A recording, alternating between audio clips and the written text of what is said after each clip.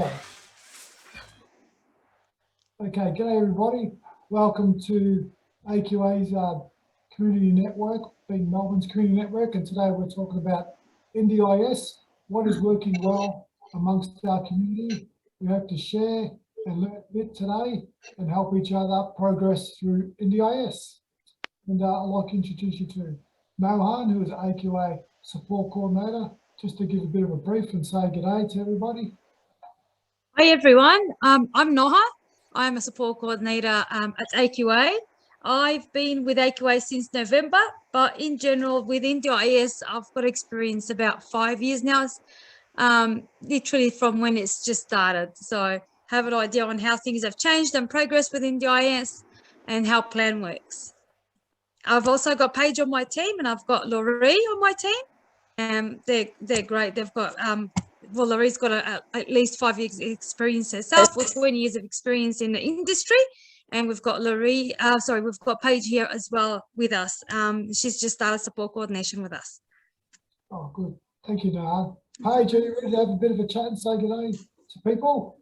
Yeah, of course. Sorry, everyone. I restarted my laptop and my video didn't fix itself. So I'm a little black square up there. I do apologize, but my name's Paige. I have been with AQA only since the beginning of February, but Noha has been fantastic along with Georgina and Peter in helping me integrate into understanding the NDIS and SCI specific disability sector, how we can implement ourselves there, what it looks like, what we do well and what we can do even better. So it's been a really fun journey just in the last few months, especially being across allied health as well as support coordination. The marriage of those two can be really special. So thanks for having us on today. No, pleasure. And I'm really looking forward to this session, just chatting about a good journey through NDIS, what works well. Yeah. So we might start with you, Noha, and probably Georgina as well, because we've worked together well in the sense of what works well and how participants start and work well with NDIS, and it still starts from planning. So, planning, what's good key to planning and that start of that journey, do you think, or Georgina? Yeah. Are we talking about pre-planning for our first plan? Correct. Yeah. Okay. And maybe the second or third, but mainly that planning stage, yeah. Yeah, we've just helped a couple of participants that came through with pre-planning for their first plans, and they got pretty good results and they were happy with what they had on their plans, with achieving their goals and working towards it, and the funds that came through was really valuable for them.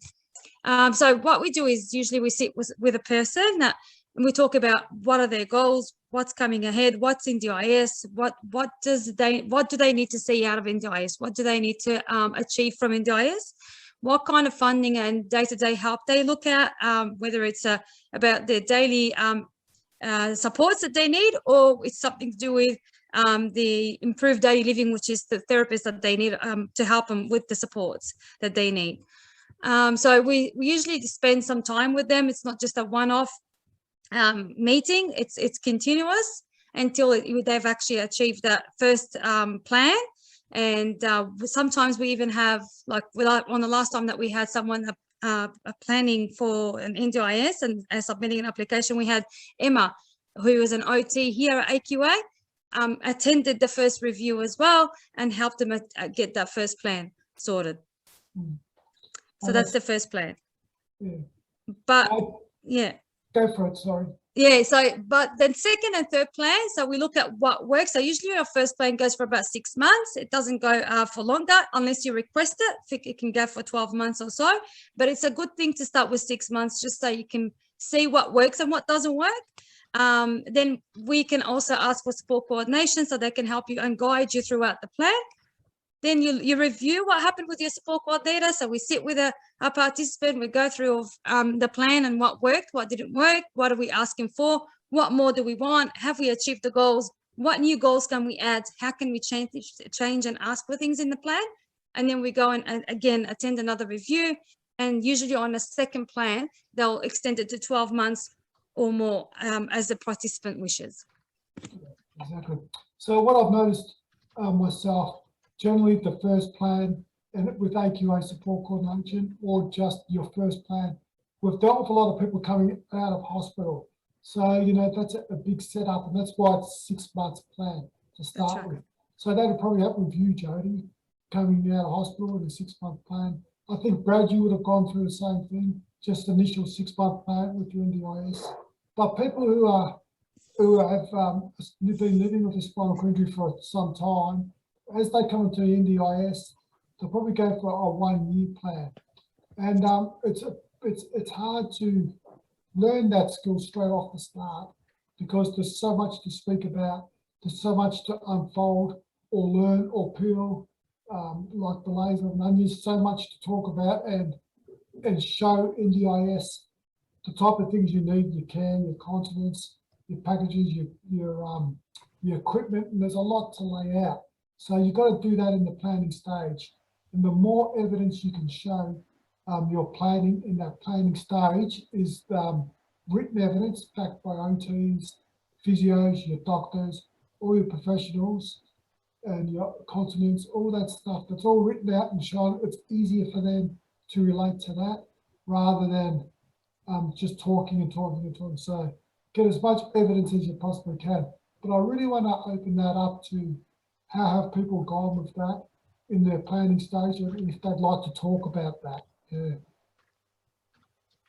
I know with myself, that's one thing that I was told, Peter, was I should turn my camera on. Yeah, was to make sure that I got letters for everything. So so from my physio, from the nutritionalist, from doctors, everyone. So just get as much. The NDIS love everything in writing and letters from everyone. So I've just had my always at plan review, so I'm getting a new plan soon, so we'll see how that goes. But yeah, so I just got as much documentation as ever. So what sort of things did I write in the letter? just my sorry, Peter.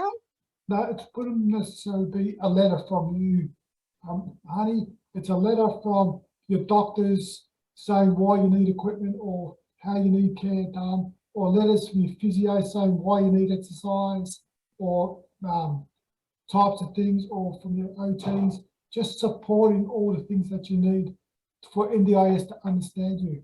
Because the biggest thing about NDIS is they don't know much about spinal in the big scheme of things. Spinal is probably 1% of the whole NDIS funding where it goes. So your coordinator, your LAC, local area coordinator, or your planner might not necessarily know a whole lot about spinal. So you sort of that. Sometimes they do, but most of the times they don't. So you have to help them just with written evidence from your doctors, your OTs, and your physios, what your continence supplies, anything that you can show them that they can start to put the whole plan stage together. Yeah. And I think it's sometimes good to assume they don't know anything. And I must admit, not probably good experiences with LACs. I've now got a planner, so I haven't got the LACs, but it seems like they haven't got a lot of experience of SCIs. The ones that I've had, one of the guys I had, he had experience with autism, so he told me that, and I thought, well, that's not really going to help. So you have to sort of spell things out for people about spinal cord injury and your issues, and then to have the evidence with, you know, the professionals, and also about progress, you know, the progress of what you're doing, and then what's, you know, they're doing for you, and then the next 12 months, you know, the future, what they're wanting to implement or something. Yeah. So that's just my experience, particularly of LAC. Yeah, definitely. So there's a lot of thought that you sort of got to put into that, but you know, and it's different because we're dealing with a different funding body that has different language and you know, different requirements and sees it in a different way. So it's just about getting used to that, you know. Yeah. And of course, with that, you can ask for support coordination. So with support coordination, it's another body that comes in on top of it. You'll get funded for that. And then you can choose a support coordinator that will, and the best thing for people with spinal cord injuries to choose support coordination that specialises in spinal cord injuries, so they can link you to all the services and do it well and help you with that planning stage. Yeah. And there's also like a plan manager, Peter, too, that can pay your bills. Like, yeah, I've always found that useful rather than, you know, it depends what people want to do. But for me, I prefer just to get on with life rather than do that. That's just my personal thing. So to have the plan manager pay the bills, not have to get on to the portal, but you've got to do what suits you. Some people like to do all that. So it's just, yeah, understanding what you want to do as part of the NDIS. That's a really good point. Now, a plan manager is a medium that helps pay your bills, but it makes me think about the different levels you can be involved or have NDIS, and that is, and I might invite you into this part, Noha, if you're there. It's about the different levels of being plan managed, agency managed, or self-managed. Yeah. So, Noha, do you mind helping me talk about that area? No, Sure. I'm not sure if Noha's there, but I can help Peter if you like. Sure. So participants can choose 3 levels of management when they start their NDIS plan.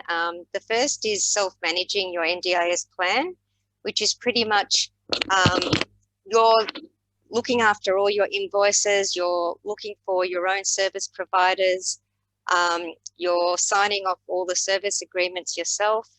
So this also gives you the opportunity to choose the service providers that you want, and these service providers can be NDIS registered or non-NDIS registered. So basically your choice of providers is expanded just by that, by being self-managed. Whereas if you choose to be plan managed, it means you have like your own accountant, if you like, to look after all your invoices. So your OT, your physio, your support workers will send all your invoices over to your plan manager. A plan manager could be, like, examples are Plan Partners or MyIntegra. There's various out there.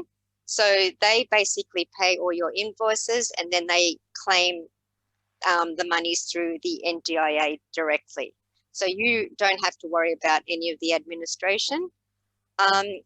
By doing plan management, you can have a choice of both NDIS registered service providers and unregistered. So you still got that choice as well. The third is having your plan completely NDIA managed, which means that the service providers deal directly with NDIA. So they would send the invoices to NDIA and claim that way. But the service providers have to be NDIS registered. So they're the 3 different types. You can have a plan and portions of it can be self-managed. Another section can be plan managed and another section can be NDIA managed. Usually the capital component of your plan is NDIA managed, where you would have to provide the NDA with a quote and then they will approve it and then deal directly with your capital equipment provider. So you can have a mixed bag again, yeah, so that's pretty, I know these are all words that we're all still learning. It can get quite confusing, and even more confusing is when you look at a plan and all the different categories and then subcategories. So it can get a bit tricky. So if anyone has any questions about what I've just said, you can ask. I think we've got a few questions on the chat, but I'll be looking at that gradually. But if anyone's got directly a question that they'd like to ask or want to clarify anything. Okay, Georgina, is it worthwhile talking about, a lot of people are still learning about what NDIS is. Would it be worthwhile just to touch on, you know, what the NDIS aim is. So it's all about having people set some goals and put things in place to reach those goals. So that might be around living independently, traveling, finding a job, things like that. Yep, I don't mind jumping in there, or Georgina can help. NDIS's model is about how they can support you to reach goals, be inclusive in community, possibly work, get more into life and do more things in life. And it's also, in a sense, is there to help people who haven't had funding before. So if your family were looking after you or your community were looking after you, it's to set that a bit freer and to have paid informal care come in and look after you. So, you know, it's that whole embracive way of, not embrace, but to embrace you to be more free and inclusive in life. So NDIS is a goal-driven funding body that wants you to have goals and reach out further. Rather than just cope in life and get it by, it's about a bigger picture and you using words to show them how you can have goals and do more in life with NDIS supporting you. So with your goals too, so if you want some equipment or anything within your plan, it's got to relate to the goal. So if you're thinking of something, make sure that it's sort of in your goal or it relates to your goal. Is that right, Peter? It's sort of got to be linked. Yes. Everything's got to be linked. Yeah. Yeah, but it's pretty easy. I would probably, can I pipe in there and say, sorry, my dog has decided to bark just as I unmute myself. I would probably suggest that, sorry, just hold on a tick, I'll go.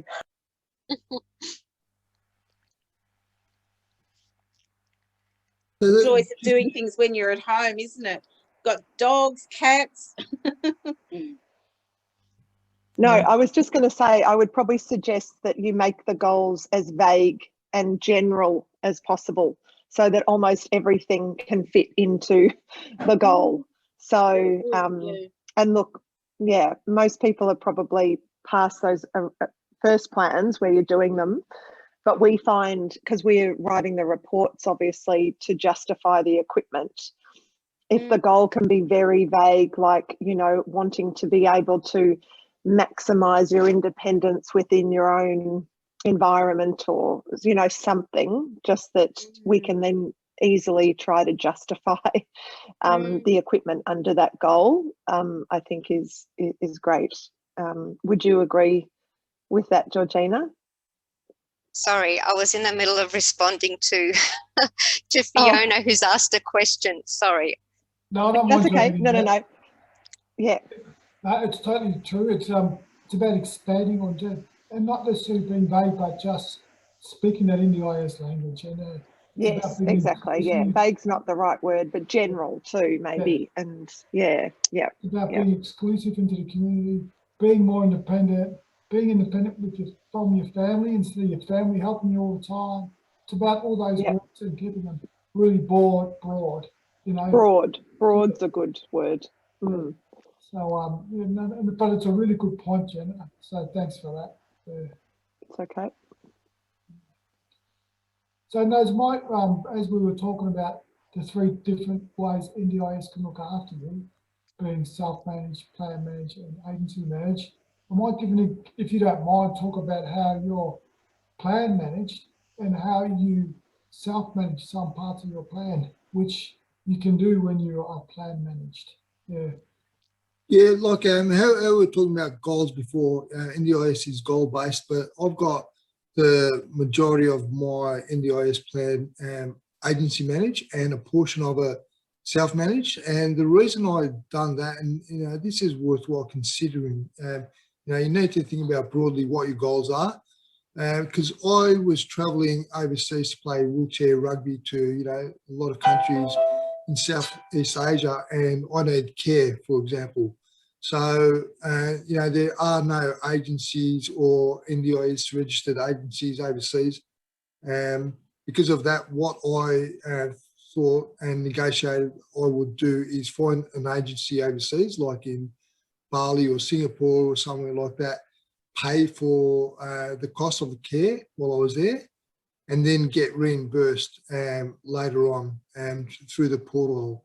That's been working really great for me. It's given me some flexibility and just the ability to get care while I'm overseas, you know, instead of having to, I don't know, I mean, an option is probably taking a carer with me, but there is no need for that, especially if there's agencies or people overseas that can provide care for you. And that's the main reason I've got my part of my NDIS plan self-managed. Yeah. So you can self-manage any part of your plan, but that NDIS, I have to agree to that. It might be the gardening component, it might be your hobbies or leisure component of it. It's just something that you negotiate with NDIA and the NDIS. Yeah. Do you want to talk more about that, Noha, please? Yeah.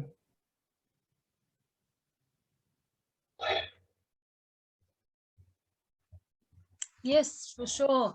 So like Georgina was explaining, you've done a really good explanation there, Georgina. Thank you.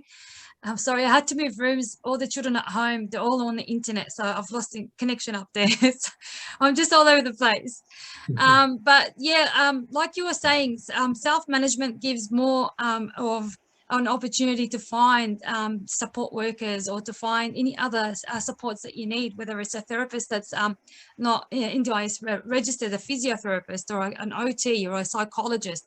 And it just gives you that space to be able to find the person that you need and that you can pay yourself, and you can also not just pay out of pocket and then be reimbursed, but you can actually submit the invoice, get paid, and then pay the invoices that you've actually received, which gives a lot more flexibility with your funds. Participant finds it easier, and they get their, I think it takes about 24 hours to 48 hours. Last time I checked with NDIS, that they actually fund you the amount that you've claimed on the portal. So self-management, it's really easy to use. You just probably need someone to guide you on how to access your portal.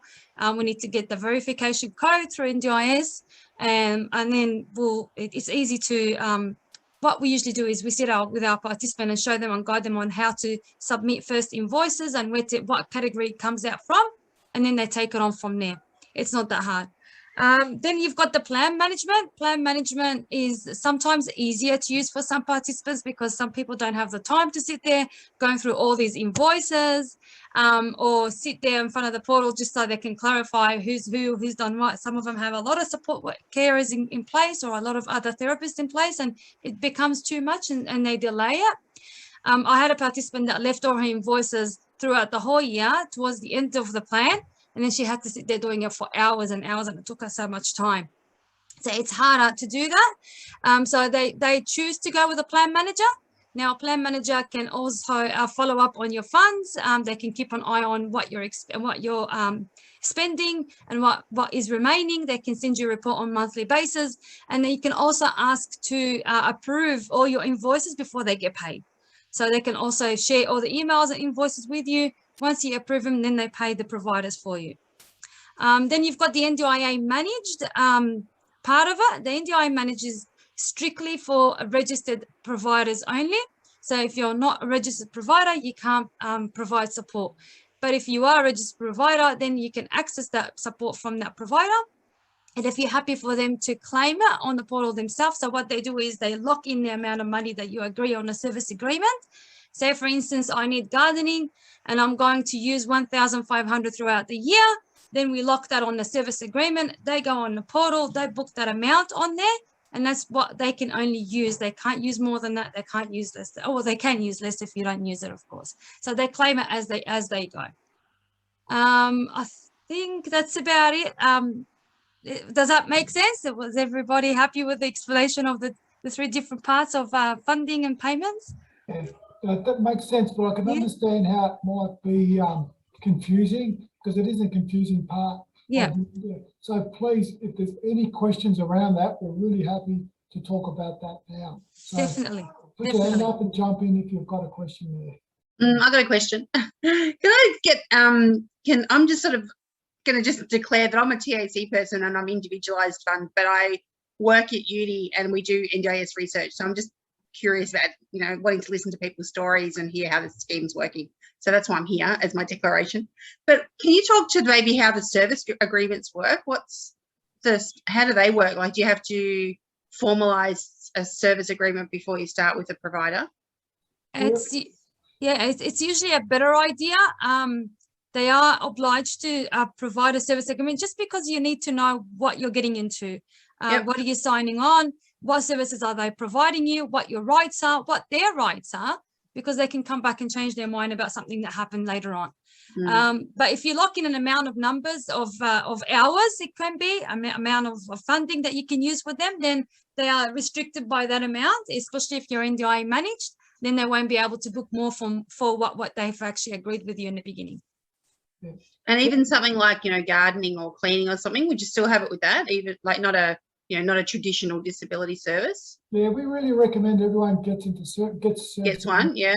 With all their services. Yeah. You might have an OT that does your house modifications and an OT that does your wheelchair. So what you do is your service agreement will be specific and with a cost, an idea of what they're going to do, so they stick to that and that outcome is provided. You know, so we suggest that people do service agreements for all their particular services.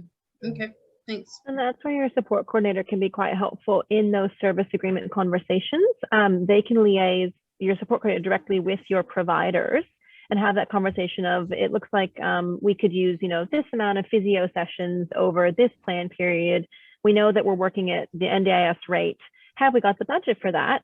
Can we lock in the service agreement based on exactly this? And your support coordinator will run back through your plan with you and go, yep, we've accounted for, you know, we'll need a report at the end if they're with us through the whole 12 months, etc. Or actually that budget will run out by X date. Can we make this section like fortnightly, whatever? So that's where, you're protecting yourself to manage the funding by having it written down. And it's a really good chance for your support coordinator to, make sure that you're being budgeted fairly with your service providers, exactly like Peter was saying. Everyone knows well in advance what to expect. And then, of course, toward the end of a plan as well, you'll have providers emailing the support coordinators frantically going, man, please have 1 more hour to finish this report. And there's probably, you know, budget left, but that's why that's there. They would have a log of, we agreed to this many hours. I need a bit more. And so no one's going to be surprised when you have that bill come in. Yeah, that's good. Now I'm going to wind it back a bit here. I've got a good question from Peter Hughes. And Peter, I'd like it if you could jump in here. Peter, you are asking what an LAC is, which Paige has answered. LAC is a local area coordinator. But the difference with an LAC is they work for the NDIS. So the NDIA is the funding body. The NDIS is the brokerage service that helps and coordinates the NDIA. So most people will go through the NDIS, being the brokerage service, and they use local area coordinators that you would speak to help you through the NDIS services and NDIS being that service. But when we talk about a planner works directly for NDIA. So they are with the main funding body, and the NDIS always goes back to the planner anyway, about your plan and how it works.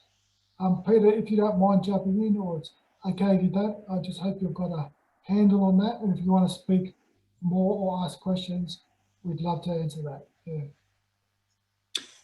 So when someone's getting on a plan, Peter, the people that they have the discussion with or the face-to-face contact is the LAC. Is that right? So they're the ones who discuss your lifestyle and all that sort of stuff and put the plan together. Most of the time that will be the case when they're talking about the NDIS, the service, the brokerage service. But if you're newly out of hospital and in your first plate, they usually give you a planner, which is NDIA. It is a bit confusing, but that's the difference. Yeah, I think the NDIA planners do the more complex cases, and there's fewer of them. And then Brotherhood of St. Lawrence are one of the main local area coordinators at LAC, and they sort of just do the the general plans, and they do the review every year. And so it's the NDIA planners and the LACs that do the assessment for what's in your plan. They're the people that decide the budget and what they'll approve and what's going to be in your plan for the year. So they have all the decision-making power. They have the power. Hey, Peter, do you understand what I mean, what we're talking about there? Yeah, I think so. It's still a little bit cloudy. I'm new at this, so I don't know what to. No, that's totally fine. So please ask a question, because this is what we're here for, and Yeah. we really want to help. I don't know which questions to ask yet. Okay. Yeah.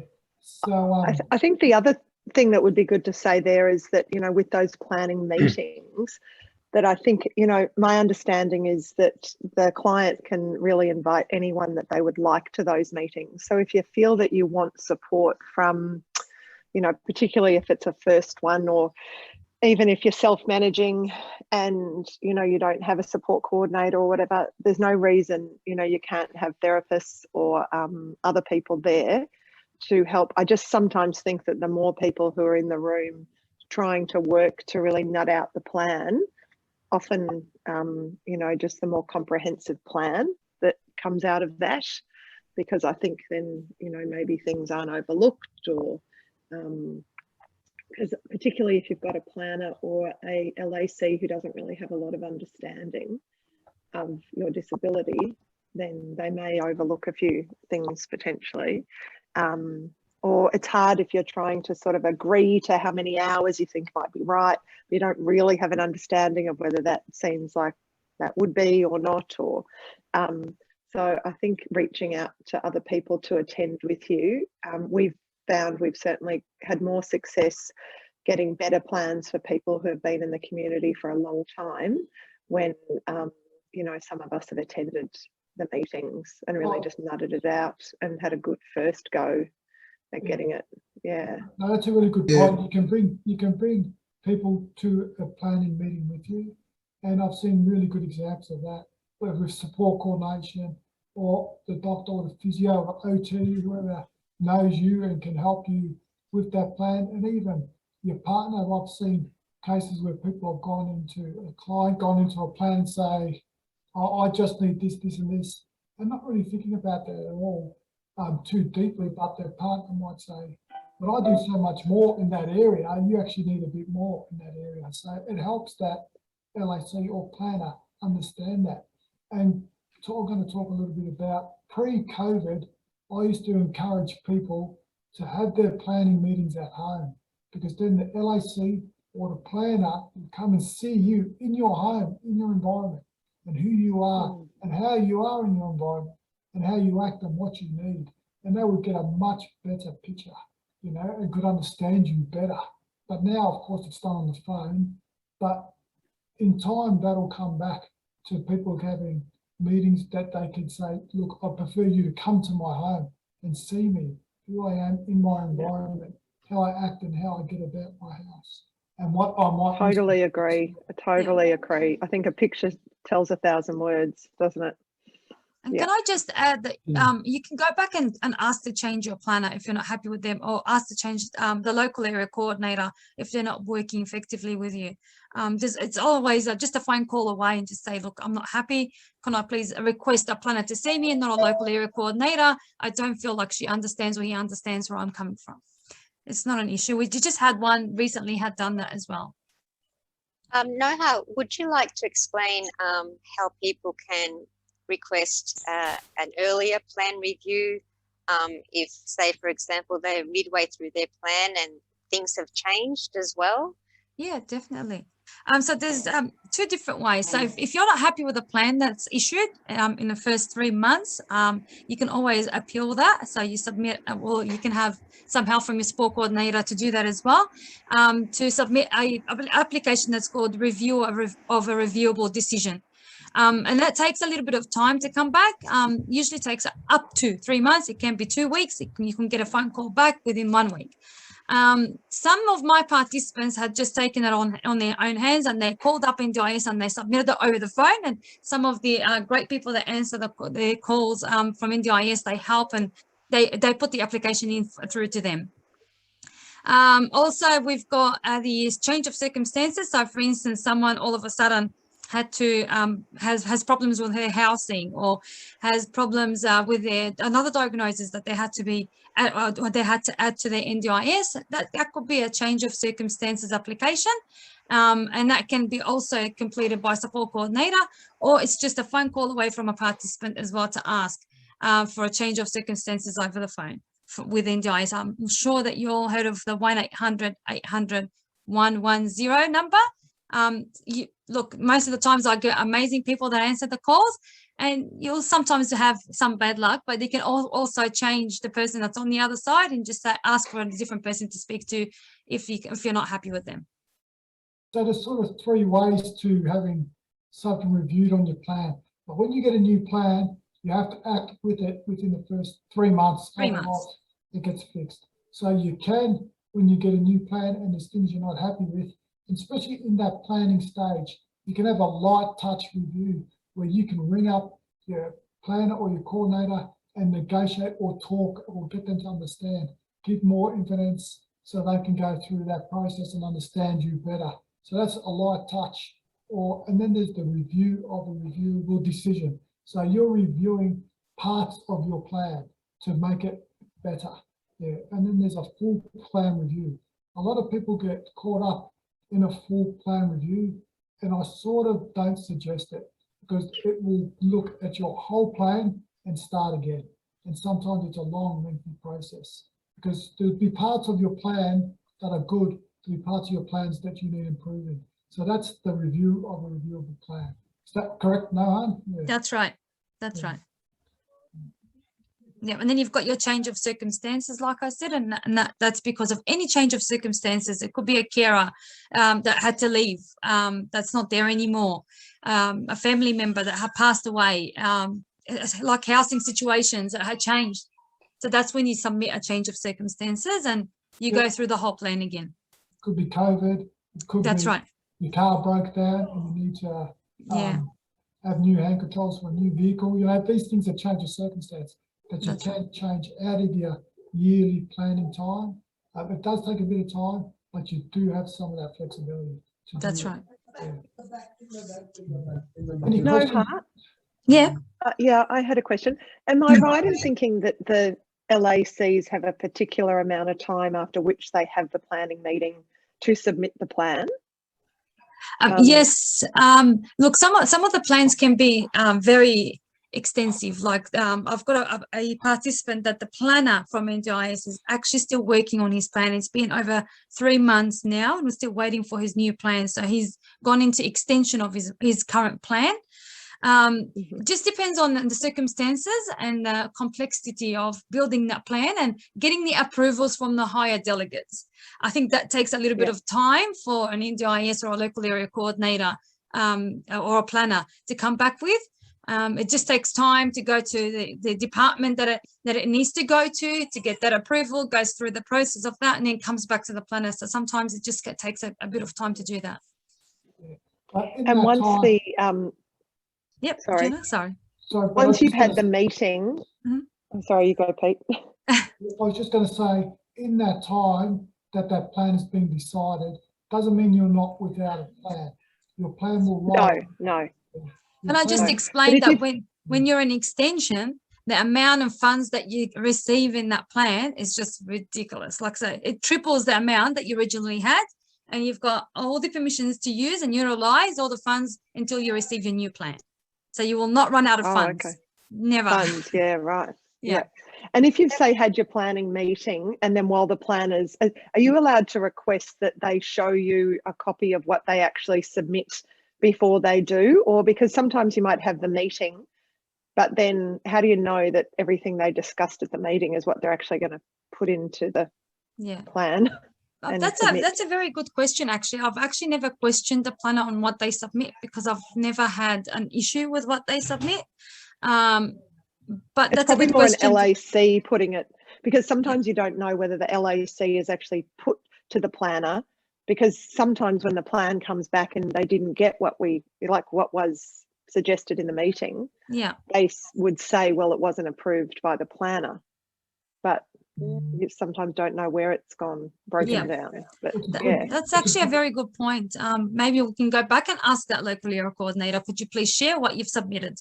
I mean, there's nothing to hide. It's your documents, and you should have access to your own documents. Yeah. Yeah, it's a really good just point. to look over it again. Yeah. 2 years ago, I sat in the forum at the showgrounds at the expo, and the NDIA recognised that that could be a good transparent stage through planning to open up the plan stage and talk and show where it's at, rather than it being submitted and then that back and forth type thing. So at that early stage of planning, to open that up. And I think if I was a participant, I would be suggesting that before you submit the plan, can we have a look at it and talk about it? And that would probably break that down and make that a bit more seamless in the sense of them then they would possibly submit the plan and then you'd have to work it out. So I would be pushing for, if I was a participant, to say, can I see the plan before you submit it, just to make sure we got it all right and we've got everything down. Yeah. And I know one of the other things, sorry, going back to the original meeting, is I know that they sometimes like to have phone calls, you know, rather than meeting with you, or even with my one recently, I had a video conference, but originally she said, oh, a phone call or and I said, no, I want a video, because a phone call for one of those meetings, you know, yes, would be very impersonal, would not be the way to go to get your outcomes. Yep. They don't know you from a bar of soap anyway, so they'll just hear your voice and you've got, you know, yeah. So I Just would, on that, Karen, they gave me the option of either going to their office or doing it over the phone or coming to my place. I actually pushed for them to come to my place because it's really important for them to see my environment. And, you know, I think Peter mentioned before, people with spinal cord injury are under 1% of the whole NDIS. So the LACs actually don't have a good understanding, or they might not have a good understanding of what spinal cord injury is. You know, they won't know what the needs of a para or quad is. So it's important for them to come here and see my environment and understand why I need certain equipment. And as Jenna said before as well, it was really important that I had someone with me, because when I'm talking about my goals or my life, I might miss something out, or I might feel, because you're talking about your disability, and not everyone is comfortable talking about their disability, but if you've got someone with you, they're able to say, you know, what about this or that, you know, so that was really important. no, this was recently with the COVID thing. I think the planner's in Box Hill, but with COVID, she didn't want to, I don't think they wanted to come to my house. So. And I think it's probably something people are going to have to push hard for, because my guess is even post-COVID, people are changing the way they're working, and, you know, it'll be a lot easier for people to say, oh, we'll just do it on the phone, or, but even if you could do face-to-face online, because the meetings I've attended, well, one I think was that way, which was something. So at least the planner could actually see the person who was, you know, confined to bed at that point and lying there. Versus on the telephone, you're not even getting an image at all of who you're talking to. So, yeah. Yeah. No, good point. Yeah. So your online presence is better than the phone, because we at the moment can't do face to face, but I'd be pushing face to face, because you know, we are a group that generally isolates more than the public. We're less risk, you know, so if you feel comfortable with them coming around, I would be pushing for Liz has just made a comment about how with COVID and having Zoom meetings, they're able to see via video your home environment as well. So that's just another alternative to phone calls. So that's a good point, Liz. I just had a question about, or a thought about assistive technology. I'm wondering whether Noha again, because you're the expert, I think, with assistive technology. being able to explain to the participants of what they're entitled to, particularly with level 1 and level 2 assistive technology. Yeah. So with level 1, level 2, meaning level 1, level 2 usually means that it's less risky and low in cost. So if it meets both, then you're able to purchase that through your consumables or your level 1, level 2 AT assistive technology. And that can be in 2 different categories. It could be coming out of core supports, or it could come out of the AT category at the bottom of your plan. In capital. Yeah, in capital, that's right. Yeah. So you've got I think from consumables, from memory, when I spoke to plan manager just not long ago, they said you have up to 750 to spend from your consumables or AT to buy an equipment that is needed. The actual question was about an iPad or a laptop for a participant that couldn't attend to her healthcare professionals, and she needed to do telehealth, so she needed a laptop. So we've given her the option to purchase up to $750 of whichever that she feels like she's comfortable to work with. And that would go through AT, I think with her was her AT in the capital. Or you can pull it out of your consumables from your core support, or the AT that's in core supports. So maximum will be 750 that you spend. With an AT in capital, you can spend up to 1,500 from the most updated information that I have without a letter of support. Some of the plan managers, they get a little bit worried and they would ask you to go back and get a letter of support. An OT shouldn't have a problem to do that, or a physio shouldn't have a problem just to write a quick letter of support for that equipment that you can purchase. But anything over the 1,500 or the 5,000, so the $5,000, sorry, I'll start with that. If it's over the $5,000, you have to have an AT application submitted to NDIS themselves with the reports that is needed and why it is needed, and it's got to be reasonable and necessary. So it's got to meet that requirement. If it is less, if it is between 1,500 and 5,000, and you do have the funds to purchase the equipment that you need, then you have to have a letter of support from, or a report from your therapist to be able to purchase that. Was that too quick, confusing, or did you manage to get the numbers? I think we've got the numbers. I have. That's good. That's good. I know you might have some questions about that because you were asking about that yesterday. Yeah. Who was that? Maz, you there? I was just going to ask what sort of things people are mostly getting. Is it just like iPads for communication? Is it what voice software or environmental controls? Is that the sort of thing that's in that assistive technology category? I just bought new wheels for my chair and put it under that. Mm-hmm. Okay. Cushions. Raylene, assistive technology actually is the term they use for any equipment. So okay. Yep. Yeah, it covers everything really: beds, wheelchairs, commodes. Okay. I think is continence. Is continence even under there? Yeah. Continence comes out of consumables. So the continence products and hygiene products, that comes out of consumables usually. Consumables. But but you know, not technology per se. Yeah. Mm-hmm. Yeah. Thanks.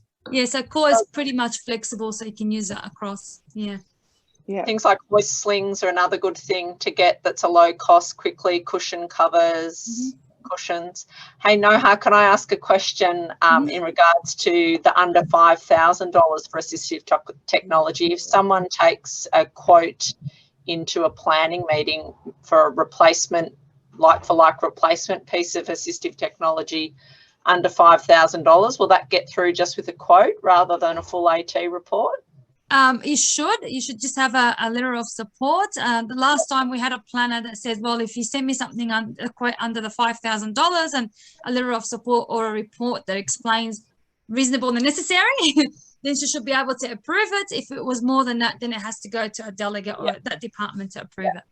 Okay, because us allied health love to not have to do that long AT report if you don't have to, the letter of support. So yeah, right. So we can try pushing on that. That's in a planning meeting. What about during a plan? If you've got something that's between 1,500 and 5,000, Well, if you do have I've the had funds some- in there, yep, go Jenna.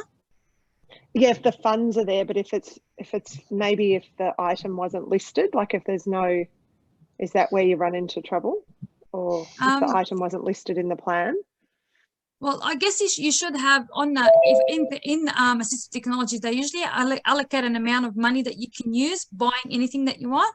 If it was approved. I had a question today from a plan manager for a quote that was submitted for $9,000, and she said, sorry, I can't take it out of there without having an AT submitted. And that was definitely the right answer. So I had to go back to the participant and explain that it's got to be less than $5,000 so we can approve it, because she does have the funds and she's able to use the funds flexibly. So it just depends. Some of the plans would have a general AT, just general AT equipment that can be purchased up to $5,000, and you can purchase that. Some of them have specific names or labels to them, whether it's for rentals or if it's for a specific equipment that you have to buy, then you're unable to use the funds flexibly. Okay, but you needed the report, but you could get it quite quickly because the money was already there. Noha, That's yeah, right. That's beautiful. right. Yes. Okay, useful. Thanks very much.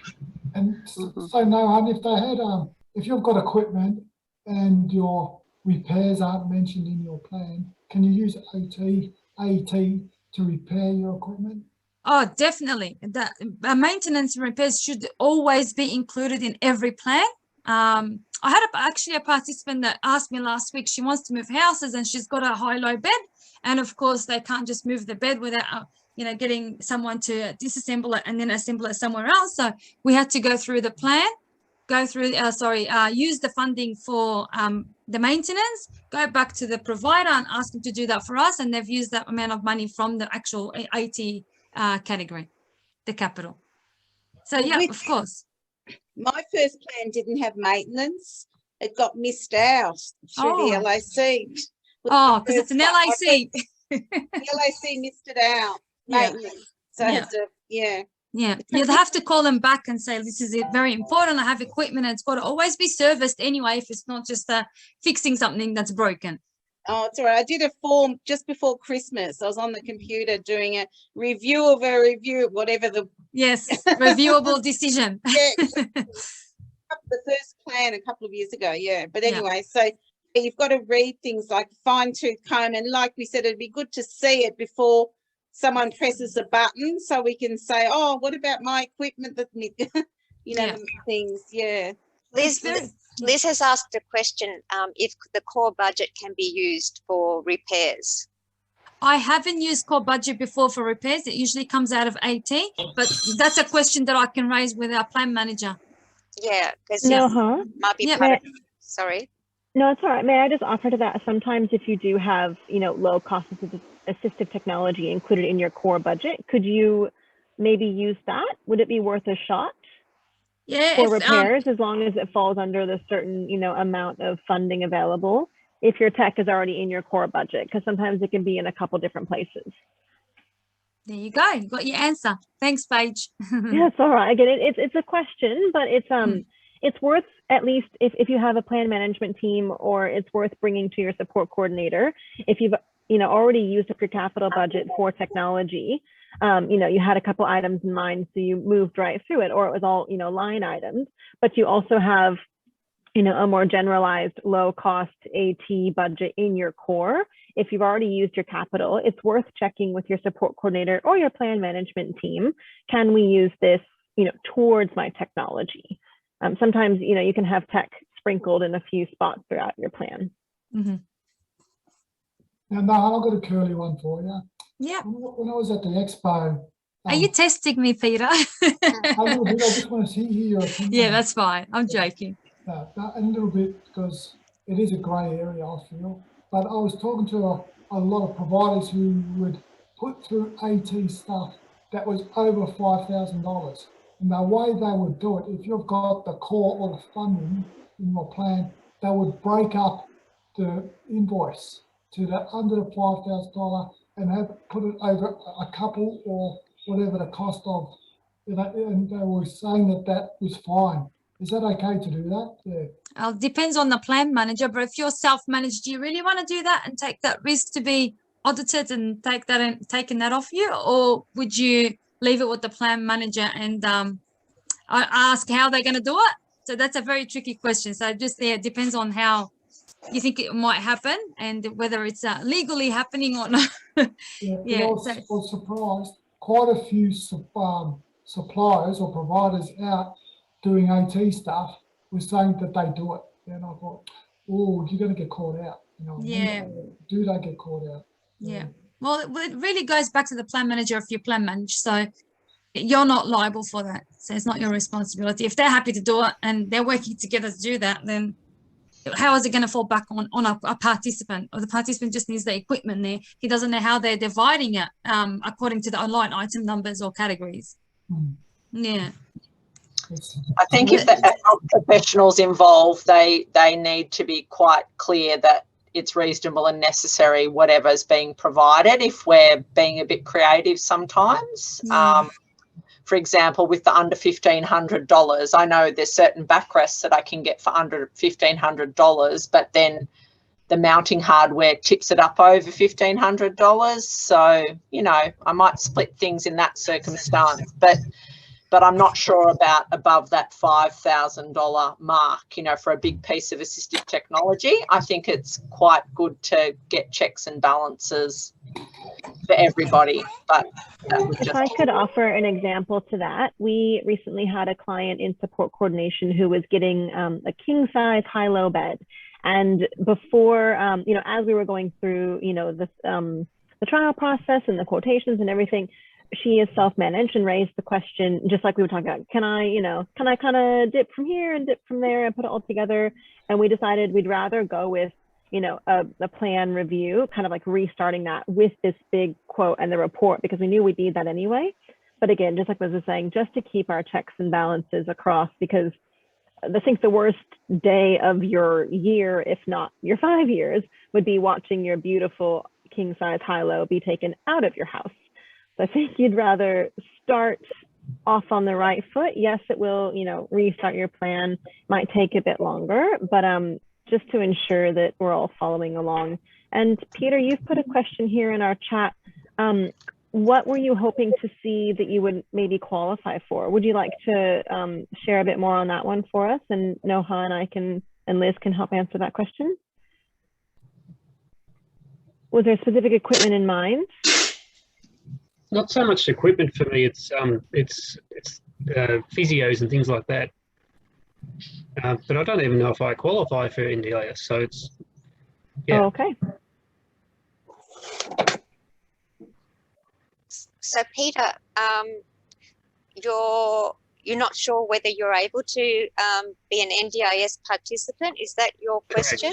Correct. So would you like to share what's happened or what your background is? Yeah, I had a scaffold accident in 2004. I've got a fused spine, which affects from my waist down. So it's an L1, crushed L1. Right. Is this something that would be covered under workplace compensation? No, it wasn't. Well, It was a workplace incident. Yeah, it might be a case where you go to your local doctor or the doctor that knows you and start the NDIS process to see how you qualify. Have you tried that, Peter? No. So, your doctor that knows you and knows your issues and what's going on, or whoever that is, but a professional to help you fill out that NDIS criteria and see how you fall into that. Yeah. Okay. Thank you. Peter, did you have anything to do with the Austin? Where did you have your rehab in your? Royal Melbourne Hospital was where the operations and everything were, and then I went to the Don Vale rehab. Royal Melbourne, Don Vale. Okay. Yeah, so they'd be a good point of contact, your consultant or your main doctor that helped you at the start of that, that did the reports to start that process. Yeah. Okay. Yeah, there's an intake form, or what's the form called, everyone, for to try to get onto the NDIS? What's that one called? Access request, is it? The access request, Peter. So there is a form that you'll find online, and you need to be able to tick a box that says you have a disability which affects your one of the categories in there. So yes, it relates to defining your disability, and because it is a national disability insurance scheme, so it's kind of focusing on what you can't do to kind of get on there, which is not usually what we like to focus on. So if you can tick one of those boxes, then you're normally eligible. It sounds to me like, Peter, you'll get on it for sure. I tend to downplay things. That's my problem. Yeah, well, if you see some of the people that are on it, oh my God, you'll get on it. So yeah, then Peter, I think you just have to find, you know, an organisation or a group of people to help you pull together that pre-planning that everyone was talking about, like getting all the documentations to demonstrate any sort of incapacity or any problems and challenges you have getting day-to-day tasks done.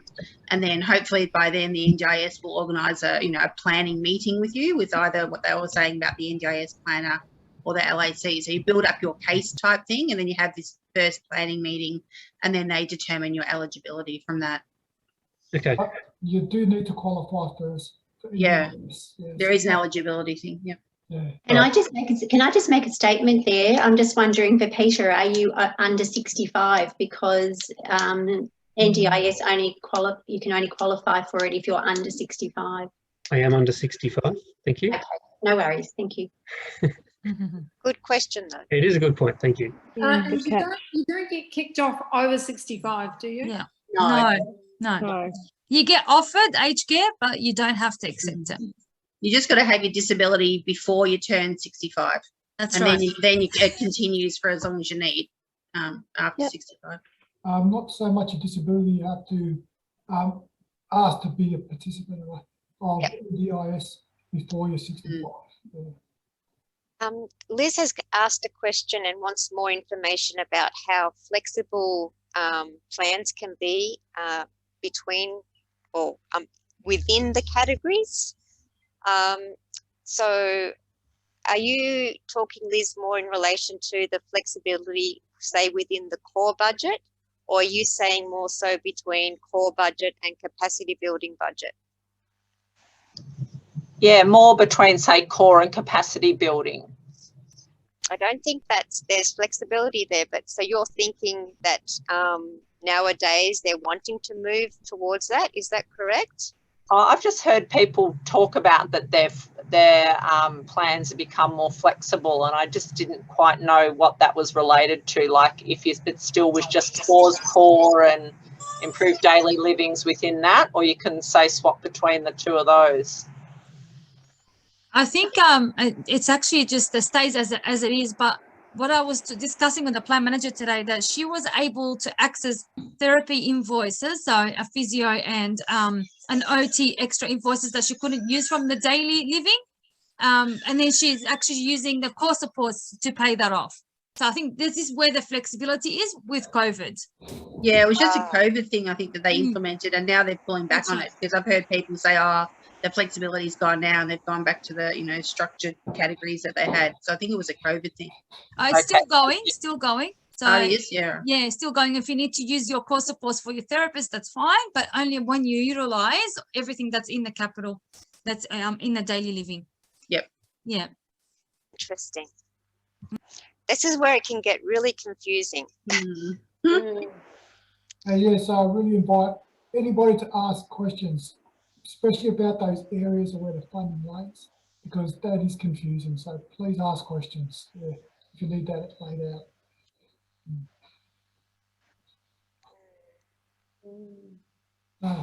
That's really good. Now, what would you like to talk about with NDIS next? We've gone good about the planning and about what people have done, but shall we start talking about what's been successful for individuals, how they've done things and been successful with NDIS, or found good that they could share with other people in this webinar now? Is there something that you found that was good that you did with NDIS that maybe you could share?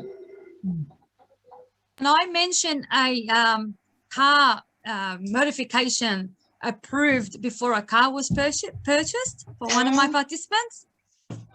That's a great story now.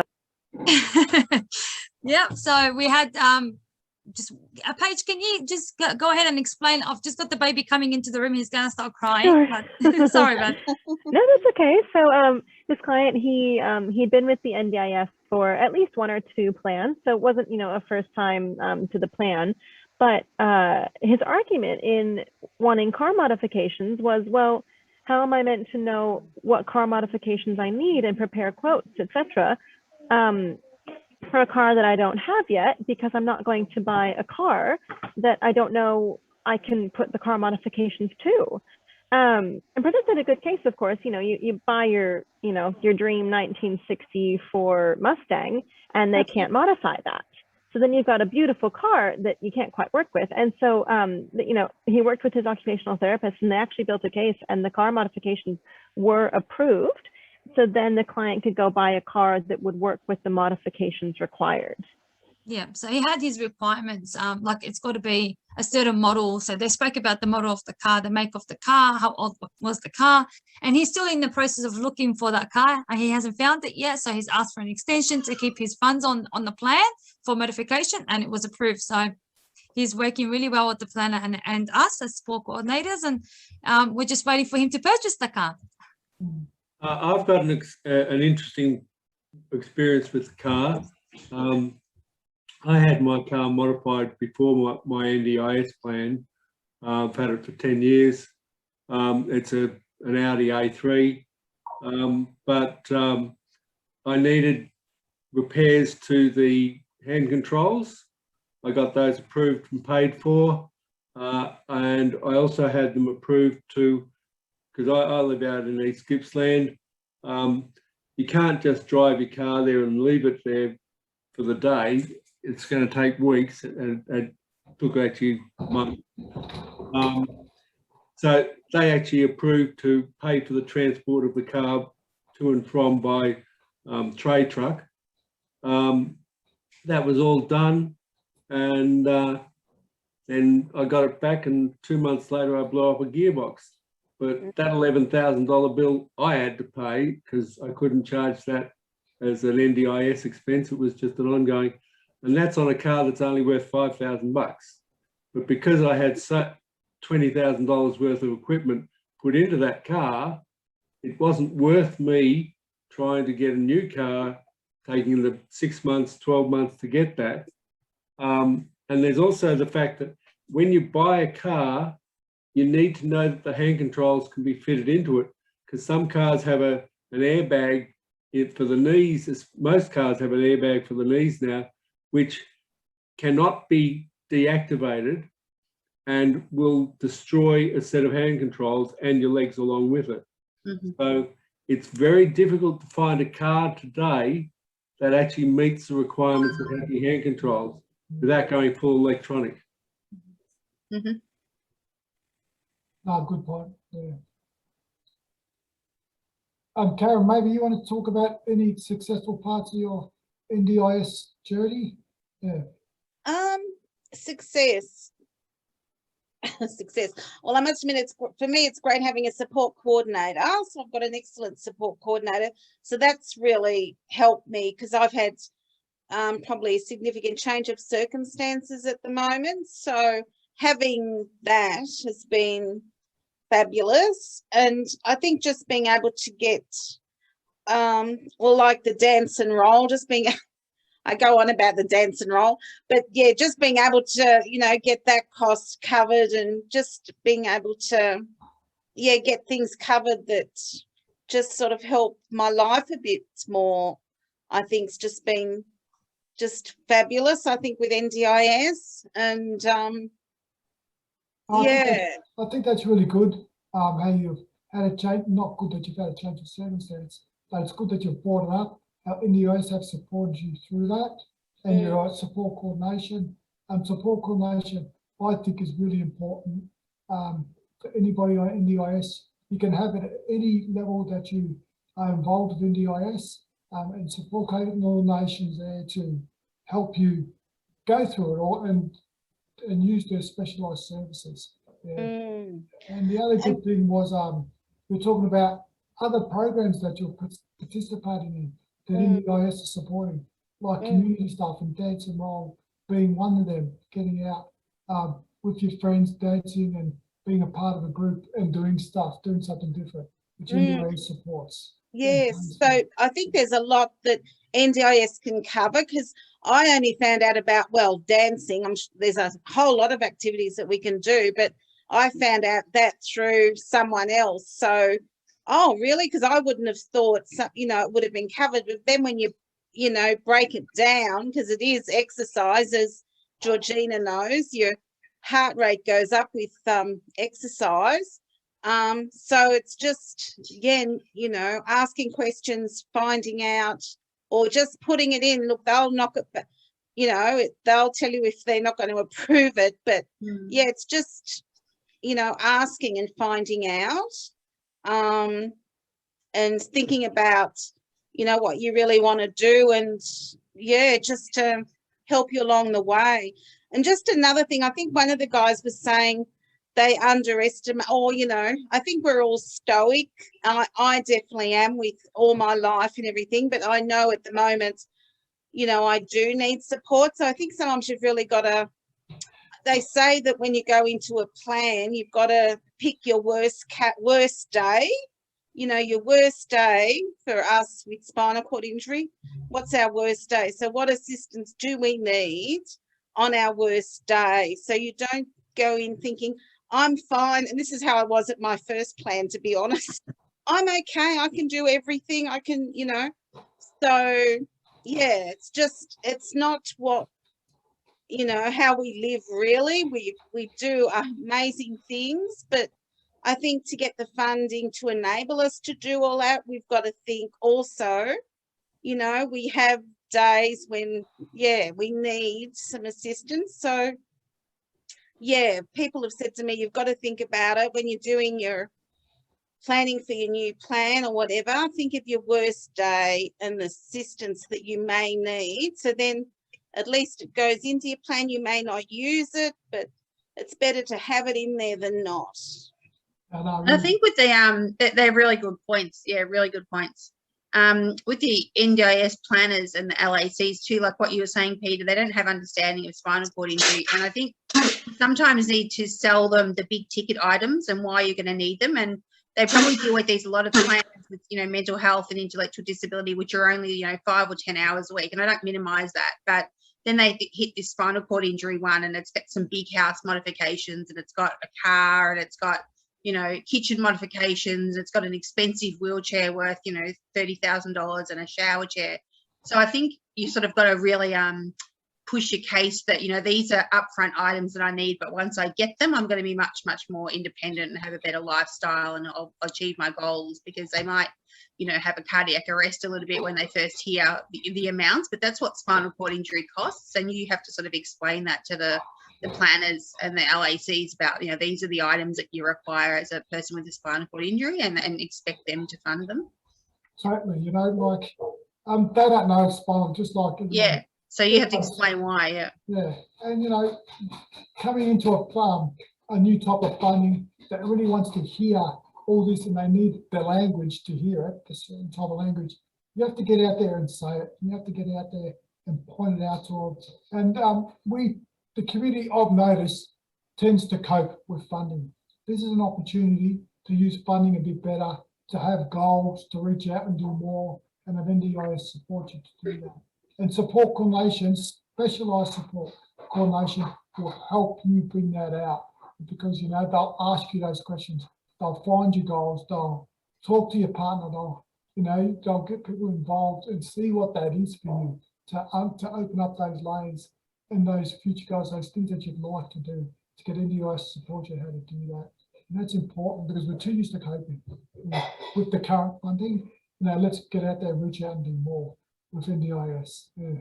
Just like to mention a couple of things. There was a comment, or somebody mentioned before, about self-management and whether there's an opportunity to be plan managed after, like in the second plan, if they felt not comfortable self-managing. Also, you can be self-managed and still have a support coordinator as well to assist you along the way, because you might be able to do some of the, you know, the administration type, but then you might need some more support in finding providers, specialist providers. So yeah, I think you're able to swap and change from plan to plan. You're not, you know, limited to something. Yeah, so I just thought, I'm not too sure what this group has, whether they've ever had any support coordinators or if they've had any issues self-managing their plan. And I'm not sure, Noha, if you'd want to mention the services that AQA does with relation to NDIS participants. Yeah, just before I answer your question, I think Gary had a question about transport. Yep. Having transport allowance on plan is invaluable. So do you want to answer that, Georgina? Yes, transport. People may or may not be aware that they're able to get transport allowances in their plans, and there's 3 different categories. It all depends on whether they have employment, whether they're studying or looking for work. So there's 3 different categories, and basically it's there because of the difficulty in obtaining public transport. So the NDIA is able to support people with a transport allowance so they can help whether they have to attend the workplace using their own vehicles and spending their own, I guess, petrol money, or just going out to study or looking for work and attending all their different therapies. So that's there as well. So your planner or local area coordinator can assess what sort of transport funding you'd be entitled to, and they should be offering it to you, but you should ask the question as well, whether you can have some transport funding. You need to spell that out. You know, you might drive a car, but there's days that you can't drive because you're unwell, or you can't get to a parking spot to go to the doctors and stuff like that. Or, you know, you might find that it's too cold and you're stiffen up when you drive. So if you say that, you know, 5 times a year, I need, you know, transport to get to a doctor's appointment, or factor all those things in, you know, to community engagement or whatever that means they'll give you a level of transport cost, and it goes straight into your bank account for you to spend. It doesn't go into your plan, or goes into your plan, but goes straight into your bank account. As a fortnightly payment, that's correct. It's an allowance. Yeah, so really think about how you can use that and how that can support you.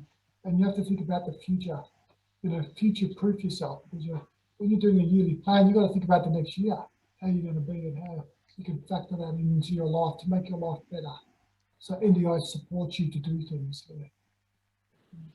When I did my plan, I argued that because I previously had a transport allowance under my DSS plan, my pension, and we got by going on in NDIS, of course, you lose that. I'm retired, I'm not doing a course, but I've got my own car, which I drive, and I was able to get $2.5 grand a year towards my travel expenses, and it's just paid monthly. So so don't give up just because you're not doing a course or you're not working.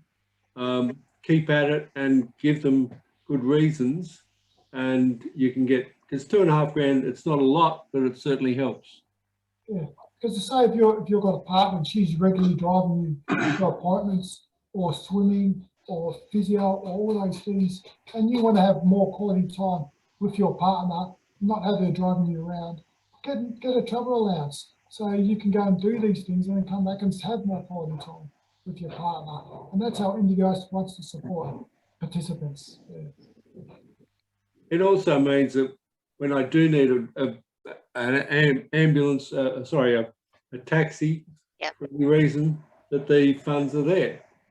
And I was driving to an appointment at Sale, which is 160 kilometre round trip, and my car, that's when my gearbox blew up just as I got to Bairnsdale, 14 kilometres away. So I had to do the rest by taxi, and it was a case of, okay, I've just got to order a taxi and wear the cost. But it was just a case of the funds are there to be used, so it wasn't the stress that it would have been otherwise. Because we're talking $300 worth of taxi. Yeah. Gary, do you want to talk about your funding level, if that's okay, with travel allowance?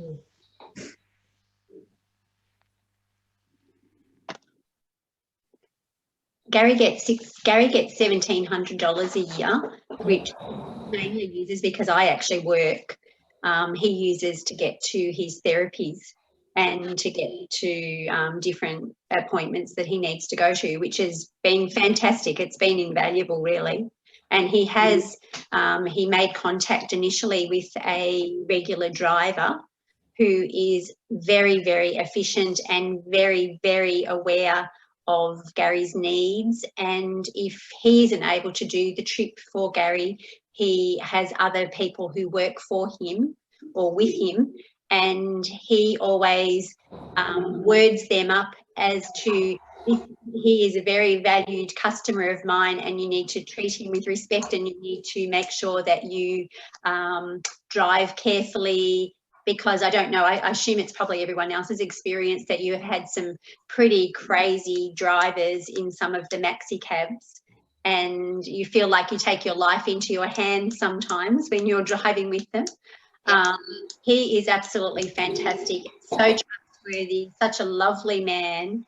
And, you know, at Christmas time, he actually came and delivered a box of chocolates to Gary for Christmas. So he's a really, really lovely man. And, you know, it's a wonderful relationship that you build with that person, a relationship of trust, really.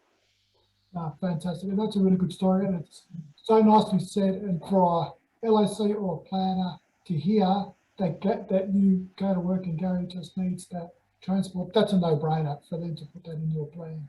But it's just a good way of just, you need to tell the planner that exactly how it is and to be supported, which you've done well. Yeah. So thank you for sharing that. Yeah. All right, Noha, there's your beautiful baby boy. Sorry guys, he's been crying. I was just writing up to say thank you so much for your time, and I'll catch up with you guys the next time you're on. Hopefully I can see your faces in our office. Welcome anytime, and I'll leave Paige to answer the rest of the questions for you. Excellent. Thank you for your great information. Thank you. Thanks for joining us. Yeah. Thank you. Thank you. Now, Paige, do you mind just wrapping up and talking about AQA Service and what we do for our clients? Yeah. Yep, absolutely. I've only got a couple more minutes left as well, but yep, absolutely. So at AQA, Peter, would you like us to, or myself, to go through like all of our services or support coordination specifically? Yeah, just around support coordination and NDIS probably. Yeah. Okay, perfect. So yep, so Noha, myself, and then Laurie, who we've recently brought onto the team, we are support coordinators available to everyone at AQA. So we've adopted a very specific model here at AQA that you might not find with other NDIS agencies, and a few of you might have heard us speak about it, but we have been approaching a much more like open client approach, where Noha, Laurie, and myself will be familiar with almost everyone on our list. Right now we have about 60 clients in our caseload, and all of us will at least have heard their names, know a little bit of their story, where they might be. No one's not going to know about another client. And the whole idea of that is that, right now we're in lockdown, I'm in the office, Noha is at home, people are on the road all over the shop, and there always is going to be someone in our offices who will be able to pick up a phone call for you and at least take a good message or be able to answer your question or pick up where the other support coordinator left off And obviously, if you've already got an established relationship with one of us, that will probably be your main contact. But the idea is that we are all available for whatever someone needs. Even last week, I was having a conversation through our peer network team here at AQA. One of them approached me and said, you know, we've got someone who's in hospital and he's coming out and you've got some pre-planning questions. Can we have a quick call? And that was very easy, just to, you know, hop over into a meeting room and have a quick chat with this potential client, just to kind of reassure him, you know, in a very, you know, offhanded conversation, not as his support coordinator, but as a support coordinator. So we really, really like to, and calls like this as well, we like to just share knowledge and experience and what's available. So we're a very interconnected team here at AQA. We are available all days of the week. Some of our, you know, ladies start at 8 o'clock. Some wrap up around 5 or 5:30. We're here all the time. Fantastic, thanks, Paige. And Georgina and I have just come out of that because Paige and the new Lauren are involved in that. So Georgina and I have a lot of experience in that area too, but the main thing I want to say about support coordination, anybody can get it if you're an NDI participant, and got to ask for it from your planning stage. And when you are selecting support coordinators, just go with somebody that's close to your area, and most importantly is specialised in spinal cord services. You know, that knows services. And the biggest thing that concerns me when you hear about support coordination out there, they say, oh yeah, we do everything, we specialise in everything. They can't specialise in anything. They can't do mental health. They can't do everything. They need to specialise in an area to be good at it. So when you are shopping for support coordinators, find ones that are specialised in the services you need. Yeah, that's a really good point, Peter, because even, you know, AQA, obviously as an agency that specialises in, you know, spinal cord injury, as support coordinators, we will know other services that also specialize in spinal cord injury and will direct towards those. So again, we're interconnected here within our services at AQA, but across the, like, as broad of the SCI network as we can reach. You know, right off the top of my head now, I've got a couple, you know, physios, couple OTs, you know, 2 or 3 attended care agencies who I all know specialize and prefer spinal cord injury. So those agencies do exist. They're definitely out there. They say they specialize and they mean it.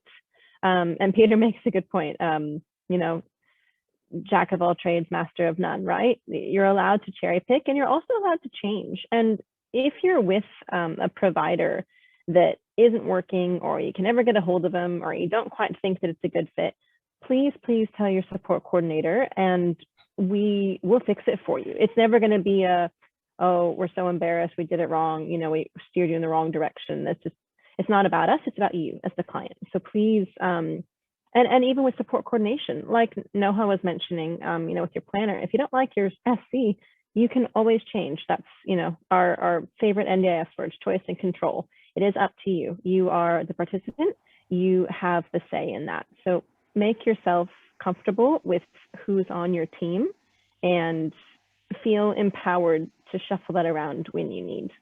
Yeah. That brings it to a really good point. When you're covered by NDIS, you have funding that sits with you. You can bring that funding to anywhere you like. You know, you have that choice of control. You don't have to stick with anybody. You're not obliged to stay with anybody. You can terminate a contract at any time and move to anybody else that suits you better. If you're having a hard time with a service, change it. Get better, do better, or evolve that service to make it better. But if you're banging your head against the wall, change your service, you know, because you can do that. And the idea of the NDIS too is to get the market competitive. And so, you know, get it competitive. Do the best with your dollar for your funding dollar. Yeah, absolutely. Thanks for that, Peter. Yeah. And that's what's really good about AQA's network groups as well. This is a good opportunity to talk to each other, and even just picking up your phone and calling AQA and speaking to the peer support network, say for example, and asking, look, I'm desperate for an OT in my area. Can you please help me? that's what we're there for. We're there to assist.